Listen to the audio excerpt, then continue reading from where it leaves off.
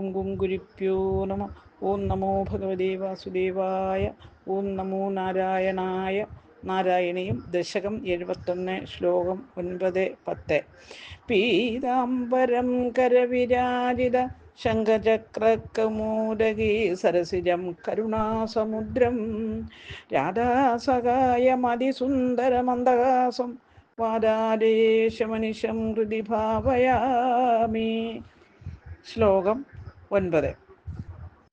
സചോരപാലായിതാ വല്ലവേഷു ചോരായിതോ ഗോപശിശൂൻ പശൂഞ്ച ഗുഹാസ് കൃത്വാ പിദതേ ശിശിലാഭി ത്വയാച്ഛ ബുദ്ധ്വാ പരിമർദിതോ ഭൂൻ.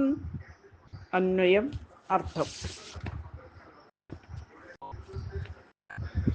ചോര പാലായിത വല്ലവേഷു, കള്ളന്മാരും രക്ഷകന്മാരുമായി കളിക്കുന്ന ഗോപന്മാരിൽ സഹ അവൻ, ചോരായിത കള്ളനായിത്തീർന്നു,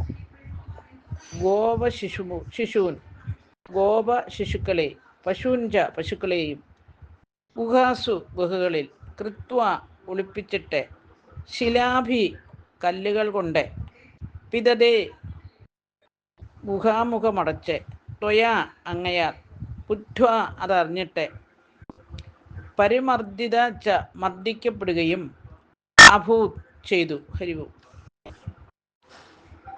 സാരം: ചോരന്മാരും ഗോപാലകന്മാരുമായി ഗോക്കളെ മോഷ്ടിക്കുകയും കണ്ടുപിടിക്കുകയും ചെയ്യുന്ന ക്രീഡകളിൽ ഭഗവാനും ഗോപന്മാരും മുഴുകിയപ്പോൾ വ്യോമാസുരൻ അവരുടെ ഇടയിൽ കടന്ന് പശുക്കളെയും ഗോപപാലകന്മാരെയും മലയുടെ ഗുഹകളിൽ ഒളിപ്പിച്ചു, ദ്വാരം കല്ലുകൊണ്ടടച്ചു. കൃഷ്ണൻ ഇത് കണ്ടുപിടിച്ച് അവനെ കൊന്നുകളഞ്ഞു. ഹരിവു. ഓം ഗുരുഭ്യോ നമ. ഓം നമോ ഭഗവതേ വാസുദേവായ. ഓം നമോ നാരായണായ. ശ്ലോകം 10.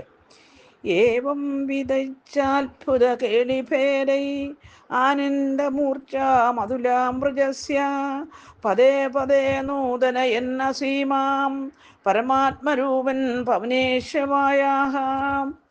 അന്വയം അർത്ഥം.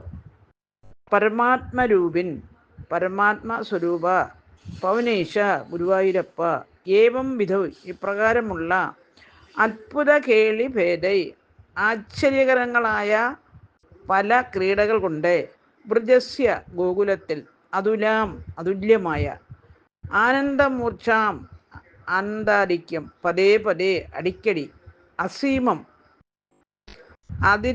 അതിരില്ലാതെ, നൂതനയൻ പുതുക്കുന്ന അവിടുന്ന്, പായ എന്നെ രക്ഷിക്കണേ. ഹരിവു. സാരം: പരമാത്മസ്വരൂപിയായ ഭഗവാൻ അത്ഭുതകരങ്ങളായ ക്രീഡകൾ കൊണ്ട് ഗോപപാഠത്തിന് അമിതമായ ആനന്ദം പകർന്നു കൊടുത്തു. അതുപോലെ